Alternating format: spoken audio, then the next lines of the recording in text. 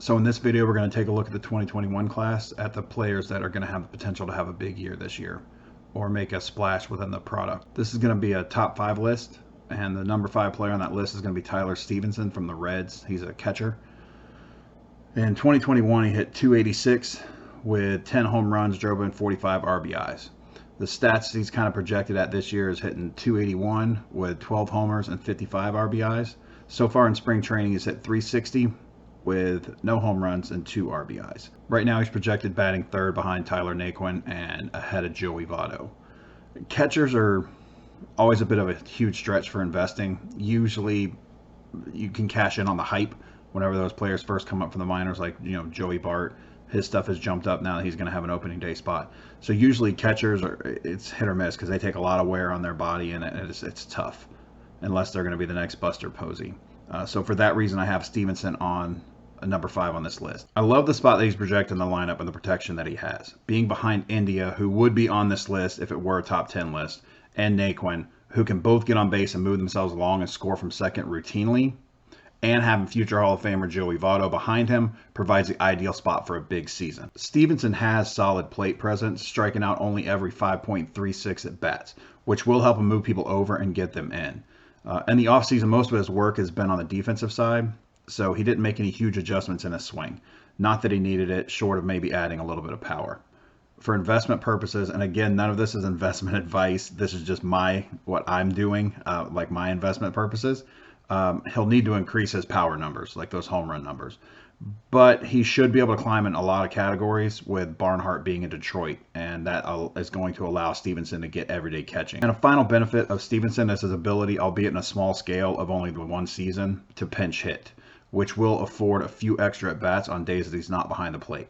He's also big into Pilates, so that may help extend his shelf life as a catcher. Number 4 on this list is going to be Alex Kirilloff from the Twins. He plays left field. In 2021, he hit .251 with 8 home runs, 34 RBIs, and he stole 1 base. He only had 215 at-bats. His projected 2022 stats are .268 batting average, 18 home runs, and 79 RBIs. So far in spring training, he's hitting .292 with no home runs and 2 RBIs. He's projected to be batting cleanup behind Buxton and ahead of Jorge Polanco. Kirilloff would be higher on this list, seeing as he's hitting cleanup, has a lower strikeout rate, and has RBI potential. But injury concerns around him, not just with him, have him at the number 4 spot on this list. Kirilloff is batting 4 behind Buxton, who, when healthy, is a hitting and scoring machine. If Buxton can stay healthy all year and Kirilloff can stay healthy all season, both will flourish. With Buxton on base ahead of him, he'll see great pitches, and with Polanco behind him, should provide solid protection. Kirilloff's strikeout rate is 4.4 plate appearances per strikeout, which is better than most on this list outside of Stevenson. And he will be expected to drive in more runs than focus on getting on base. The concern will be Polanco moving into the 4 spot and pushing Kirilloff further down the lineup, in which case the protection of power and Buxton's base work will be less in play in Kirilloff's projections. Kirilloff doesn't need to hit 30 home runs, but will be expected to drive in at least 100 RBIs. Kirilloff missed time last season with a wrist injury and has had some knee soreness, causing him to miss games in spring training this year, so his health may end up being a concern. Number 3 on this list is going to be Patrick Wisdom from the Cubs, plays third base. I actually bought some Wisdom cards last season when he got called up and started putting up those big numbers, so I'm actually a big fan of Patrick Wisdom. In 2021, he hit .231 with 28 home runs, 61 RBIs, and 4 stolen bases, and only 338 at-bats. His projected stats for 2022 are .233 batting average, 36 home runs, and 79 RBIs. So far in spring training, he's hitting .182 with 2 home runs and 5 RBIs. Both those home runs came in the same game, and he's kind of been getting a little hotter as of late. Last season, he was put on the injured list for an undisclosed reason. I think it was more of a roster move than anything else to end the year. He's projected batting 5th behind Happ and ahead of Suzuki. His power is undeniable. With a full season under his belt, he could easily hit 50 home runs.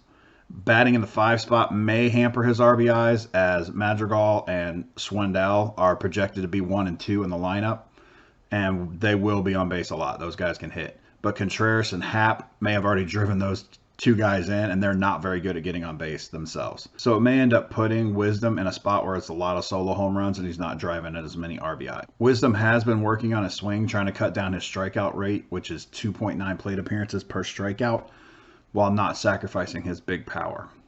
The downside is he's 30 years old, so that hurts his growth and long-term potential.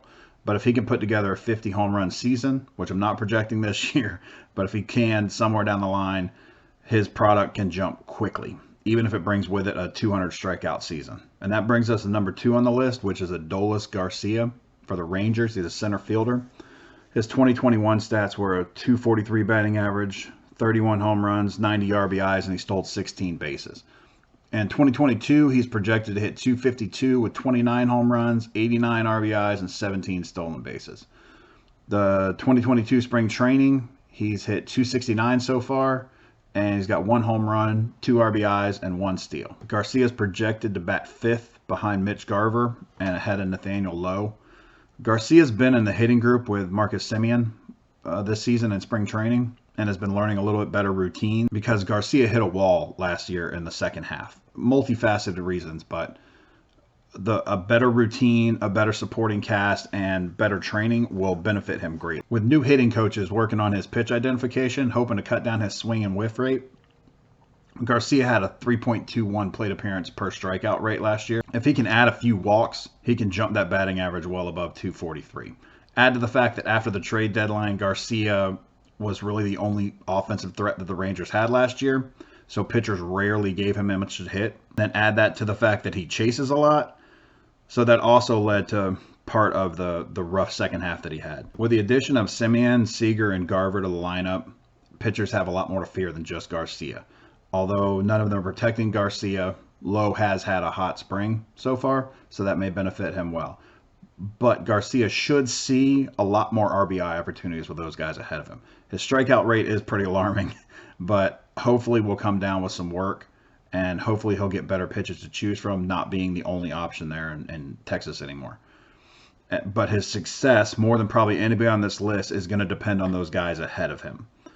If they struggle, then he's going to struggle because he's going to start getting worse pitches to chase, and he's going to chase them, unfortunately. And this is going to be the top guy that I want to keep an eye on this year, and I have some cards of, and I'll be getting some more, is Dylan Carlson for the Cardinals, right fielder. His 2021 stats, he hit 266 with 18 home runs, 65 RBIs, and he stole 2 bases.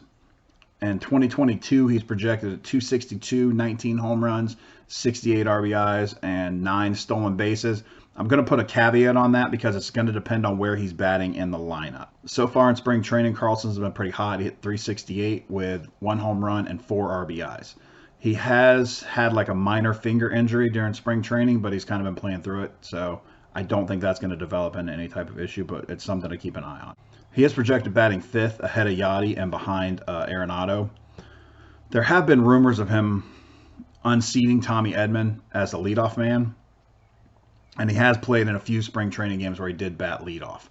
In the 5 spot, if that's where he ends up being, you can expect Carlson's numbers to be a little higher in batting average because he should see better pitches with Yachty behind him. The RBIs should hold steady with Goldschmidt and Arenado hitting ahead of him, assuming they don't clear the bases and drive everybody in. His speed isn't really spectacular. However, like I said earlier, if they bat him in the leadoff, they may expect a few more stolen base attempts. In the leadoff, I would expect his RBIs to be a lot lower, as well as his home runs, because he's just going to be expected to get on base and let everybody else drive him in, as opposed to driving people in. But his batting average will be a lot higher in that situation because pitchers will not want to face Goldschmidt with a runner already on base.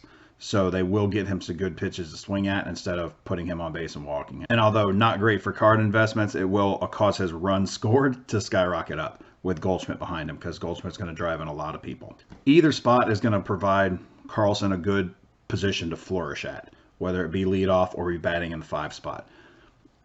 If he's in the leadoff spot, he's going to need to focus more on bringing those strikeout numbers down. He does strike out every 4.07 plate appearances, and get himself on base, whether it be through a walk or through a hit.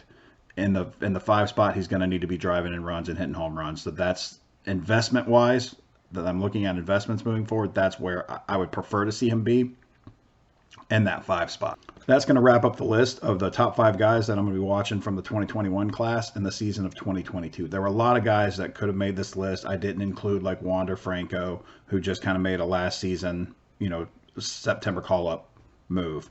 And obviously, everybody's going to be keeping an eye on Wander Franco, so I don't even think I need to mention that. Leave down in the comment section what you guys want to see me do in the next video, and maybe any players you want me to follow, or teams, or rookie classes, anything like that. I'm putting together more videos as we speak. Thanks. Bye.